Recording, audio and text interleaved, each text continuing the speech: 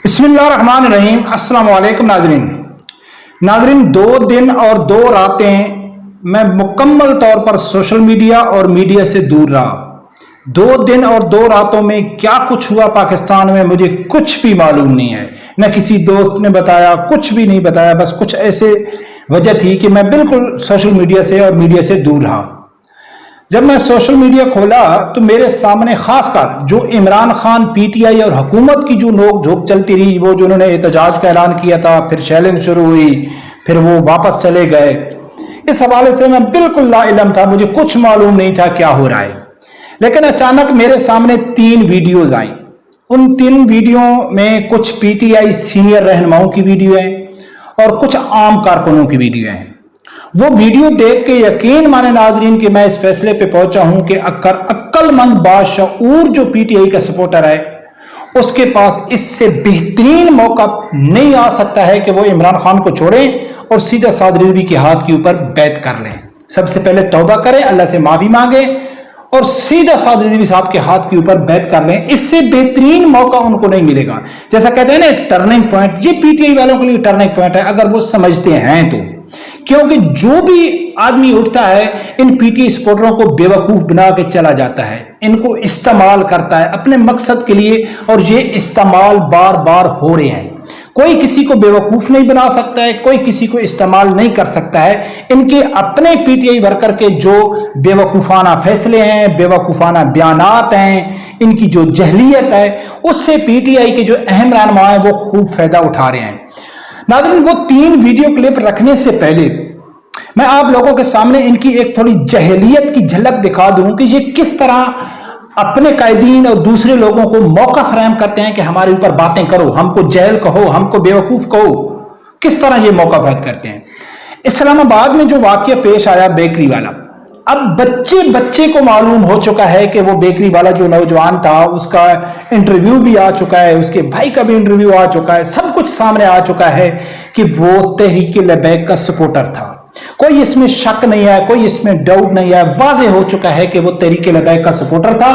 और उसने काजी फैज ईसा के ऊपर जो लानत भेजी है वो खत्म नबूवत के कानून में जो इसने कादियानियों को सपोर्ट किया है, जो मुबारक सानी केस था, उस हवाले से उसने उसके ऊपर लानत भेजी है। ये सबको मालूम हो चुका है। उसके बावजूद भी जो पीटीआई के सपोर्टर हैं, जो सोशल मीडिया है, वो एक तरफ जी फोटो लगा देते हैं काजी फैज ईसा का बेकरी का, और दूसरी साइड से जी इमरान खान का फोटो लगा देते हैं। यानी कि ये बार बार साबित करने की कोशिश कर रहे हैं कि ये जो उसने उसके ऊपर लानत भेजी है तो ये इमरान खान का सपोर्टर था।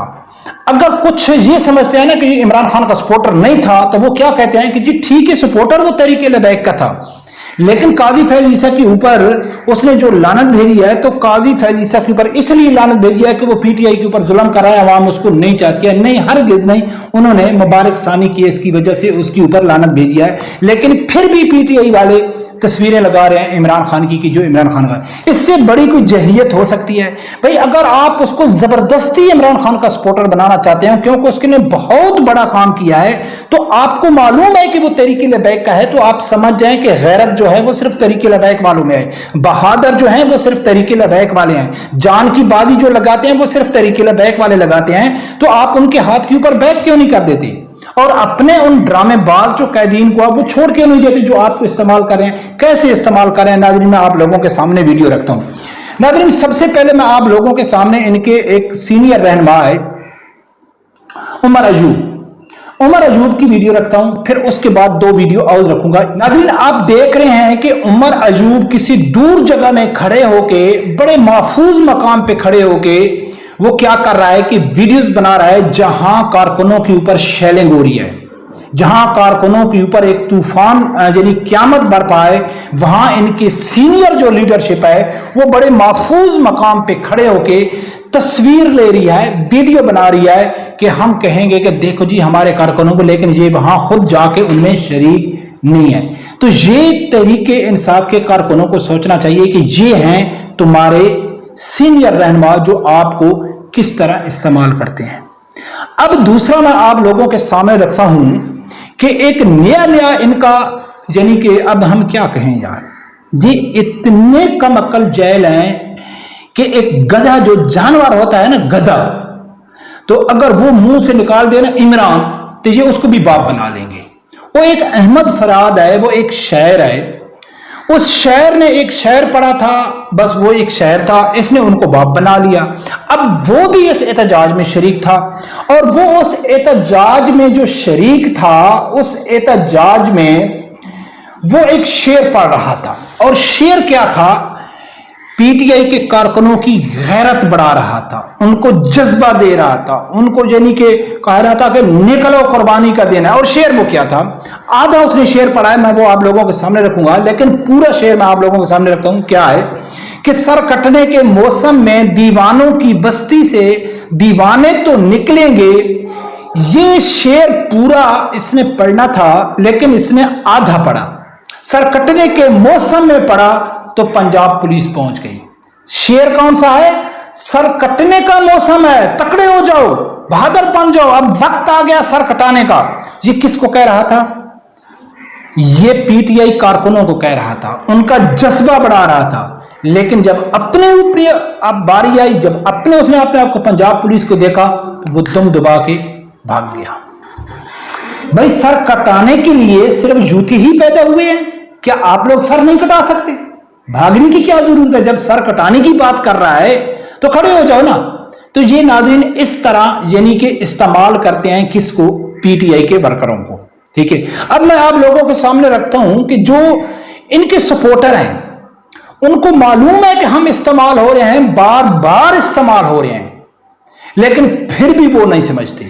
اب عمر وجود کی ویڈیو رکھی, اس کے بعد میں نے آپ لوگوں کے سامنے یعنی کہ احمد فراد کی رکھی. اب میں آپ لوگوں کے سامنے وہ ویڈیو رکھتا ہوں کہ جو عام کارکن, یہ جو اب موجودہ دھرنا ہوا ہے, اس دھرنے میں عام کارکن کیا کہتے ہیں موجودہ قیادت کے بارے میں, یہ بھی سے تحریک. اور یہ جو جلسہ اور جلوس ہم کر کے رہیں گے, لیکن ادھر یہ آگے لیڈرشپ ویڈیو تصویر لے کر ادھر سے بھاگ جاتے ہیں.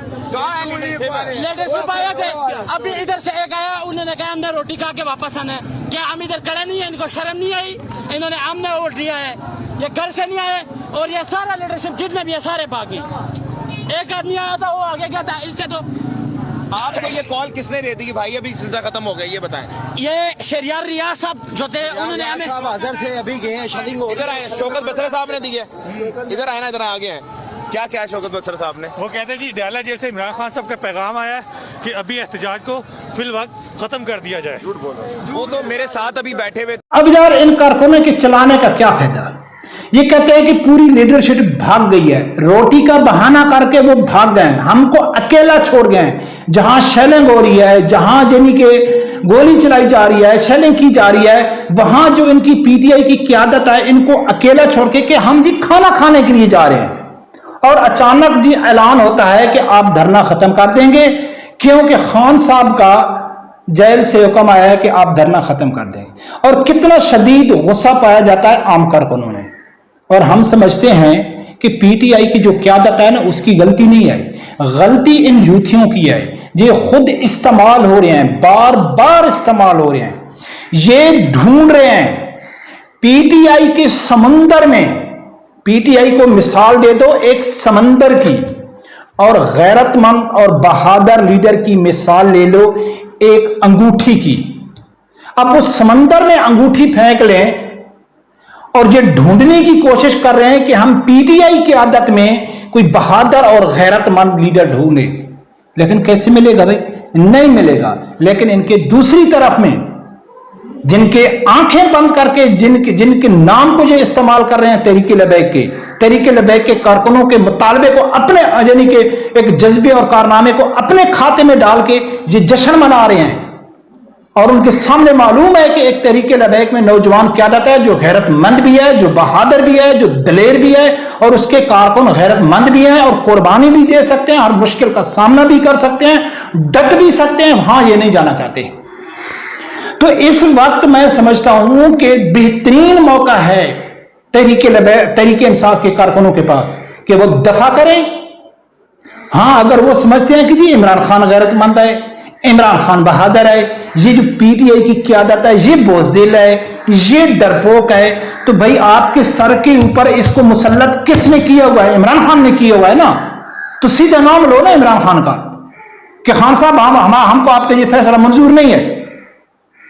یعنی کہ خان بڑا اچھا ہے، ایماندار ہے، لیکن اس کی لگائی ہوئی قیادت کو آپ گالی نکال رہے ہیں، تو بات کا کیا، اس کا کیا مقصد ہے کہ عمران خان خود آپ کو ذلیل کر رہا ہے، ایسی قیادت آپ کے اوپر مسلط کر کے آپ کو ذلیل کر رہا ہے، کیونکہ اس کو معلوم ہے کہ میں آرام سے اگر جیل میں بیٹھ گیا تو اس نیت سے بیٹھ گیا کہ کارکن جو میرے ہیں نا، جو میرے لیے جان بھی دے سکتے ہیں، میرے لیے ماں بہن بیٹی بھی قربان کر سکتے ہیں، میں ان کی ریڈ لائن ہوں، تو میں تو 10 دن بھی جیل میں نہیں رہوں گا، یہ باہر نکلیں گے، ملک جام کر دیں گے، افراتفری پھیلا دیں، انقلاب لے کے آئیں گے اور مجھے چھڑا کے چلے جائیں گے۔ اب عمران خان بیچارہ پھنس گیا ہے کہ ان تلوں میں تیل تو ہے نہیں۔